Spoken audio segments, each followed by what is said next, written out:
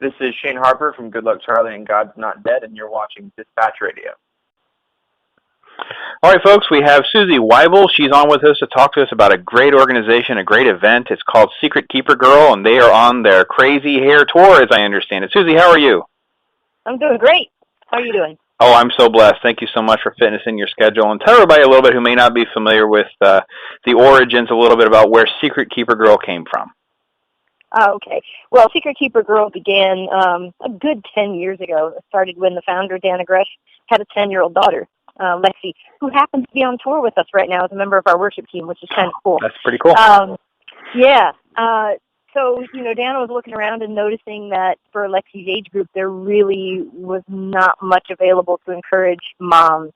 And so she created these dates that she and Lexi could go out on together. And as they began to do them, her husband, Bob, said, this is not just meant to be for you and Lexi. There are a lot of other people that would benefit from this, that would love to do it.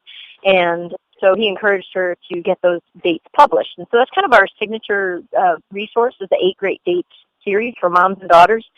And we now have 2 of those, so that's 16, might need to check my math there, 16 great dates that moms and daughters can do together. And then we just released one for dads and daughters, too. So that's kind of like what was at the heart of the founding of Secret Keeper Girls, that parents and their tweens, that's 8 to 12-year-olds, would experience some fun things together and just connect, like open up lines of communication. One of the things I think most parents have a hard time talking about, and is really at the center of what you're trying to reach out and help people do, is really start dealing with some of the issues of modesty and purity. So if you could speak on that a little bit. Well, we don't address those issues, and I think a lot of parents might be happy to hear this. We don't address those issues specifically in our live show. And the reason is because we think that the issues of modesty and purity are only, let's say, indicators on the dashboard. So in other words, what we believe really needs to be addressed is the heart, and then everything else kind of falls in line. All the instruments read at a safe level in response to that. And so in the live show, you will see us doing a fashion show, yes, but we talk about how this is about the heart. It's not about rules, so we don't set any rules like, shorts have to be a certain length or skirts should be a certain length. We talk more about the heart behind why we wear what we wear. That's fantastic. What a great way to look at that perspective, because, of course, as parents, when we disagree with what our children have on, we're just seen as prudes. There's no in between. It's I've called it the 0 to 60 in my house. We've gone to 0 to 60 degrees of disagreement. Yep. So you mentioned the 8 to 12. Is that pretty much the target group for the event? It's the targeted group, but it's not our audience age by any means. We have girls as young as 6 years old coming with their mom or grandma, and we have girls as old as 15 who, they might say, we know that this is for younger girls, but she wanted to come anyhow. So she's been a fan for a long time. And so 8 to 12 is just the target age range. And it's not an event that's just for girls. It's intended to be for a girl and the adult that is speaking into her life. And usually that's a mom, in this case, because we call it a mother-daughter event. We want to be really careful to recognize that there are a lot of girls that don't have a mom, or who don't have a mom who speaks in this way into their life.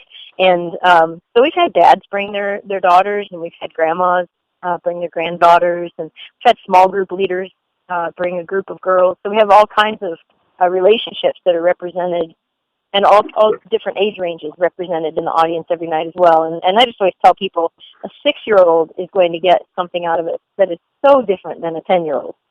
And it's kind of neat that a girl can, she can come year after year, and because she is growing, in her ability to process and, deal more with some abstract thinking, she's going to learn something different every time she comes.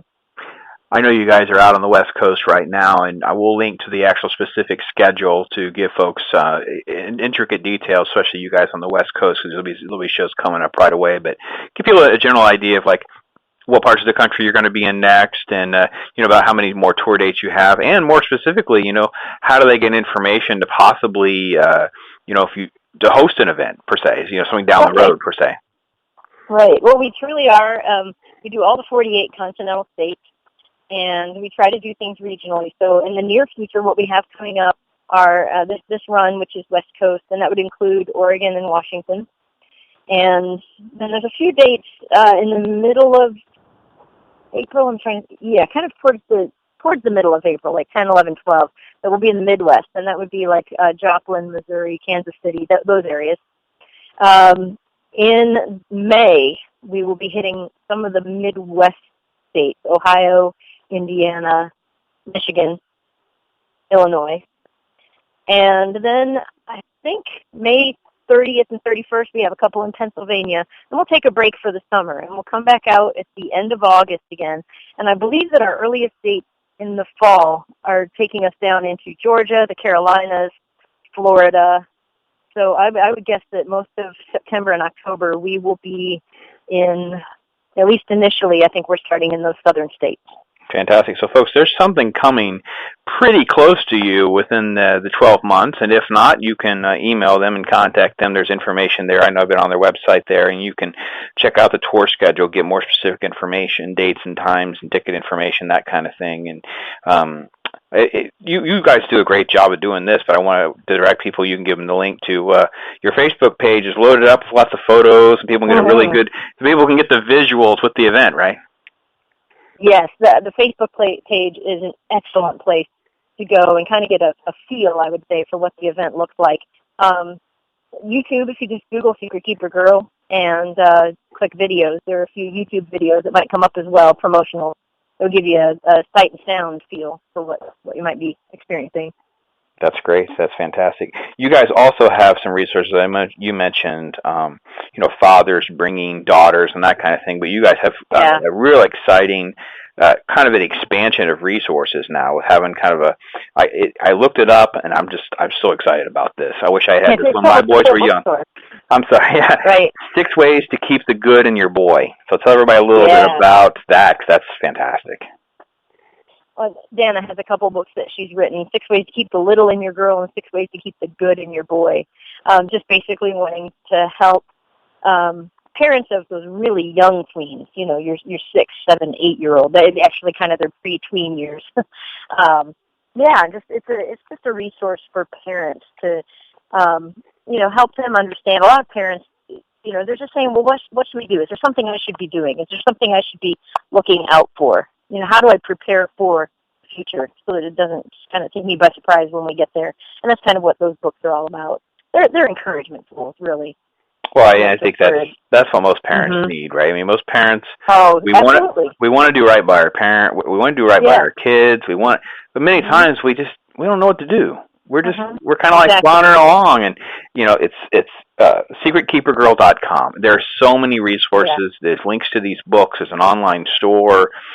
Folks, there's even a modesty petition. So maybe that's not where you're at, but maybe you can, in the back of your mind, read through this and get a good feel for like real life application. Because that's what I think, Suzy, you're trying to say is really what you're trying to accomplish. Yeah. Absolutely. Yeah.